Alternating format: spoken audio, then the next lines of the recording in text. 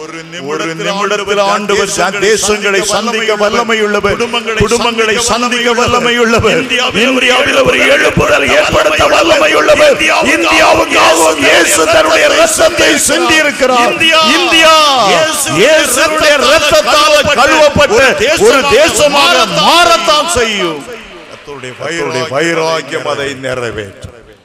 நம்ப முடியாத அளவு முஸ்லிம்கள் இப்போது ரட்சிக்கப்பட்டுக் கொண்டிருக்கிறார்.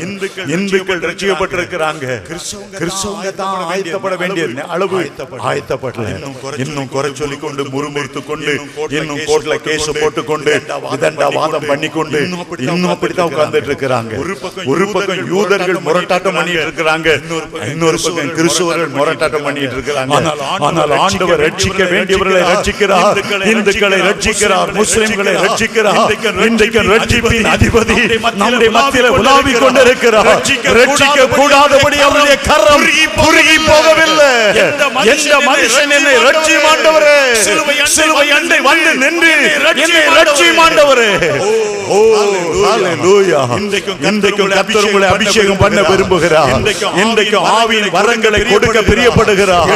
எழும்பு எழும்பு சீயோனே, உன்னுடைய வல்லமையை தரித்துக்கொள். எழும்பி பிரகாசி, உன்னுடைய ஒளி வந்தது. கர்த்தருடைய மகிமை உன்மேல் உதித்தது. இந்த இரவு கர்த்தர் உங்களை சந்திக்கிற ஒரு இரவு. இந்த இரவு கர்த்தர் உங்களை தொடுகிற இரவு. இந்த இரவு கர்த்தருடைய கரம் உங்கள் மேல் அமர்கிற இரவு. உங்களை ஆவிக்குள்ளாகிற ஒரு இரவு. உலர்ந்த எலும்புகளை பற்றிய தரிசனத்தை ஆண்டவர் கொடுக்கிற இரவு. இந்த இரவு நீங்கள் தாகத்தோடு வந்திருப்பீர்கள் என்றால் இன்றைக்கு உங்களை நிரப்பாம என் ஆண்டவர் போக மாட்டார். ஓ, இது பின்மாறி காலத்து மழை ஊற்றுகிற காலம். நோவாவின் காலத்தில் வானத்தின் மதகுகள் திறந்தது போல இந்த கடைசி நாட்கள்ல வானத்தின் மதகுகளை ஆண்டவர் திறக்கிற ஒரு நேரம்.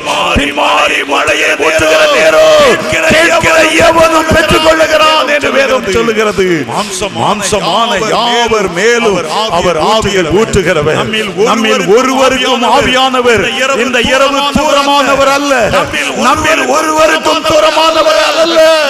நான் தடவியாயிரம் அவரை கண்டுபிடிக்கும்படி அவர் நம்முடைய அருகில் உலாவிக் கொண்டிருக்கிறார். கர்த்தருடைய கையில் அபிஷேக தைலம் இருக்கிறது. கர்த்தருடைய கண்கள் உன்னை கூர்ந்து நோக்கிக் கொண்டிருக்கிறது. நீ தாகத்தோடு வந்திருப்பாயானால் இந்த இரவு வேளை கர்த்தர் உன்னை அக்கினியால் அபிஷேகம் பண்ணுவார்.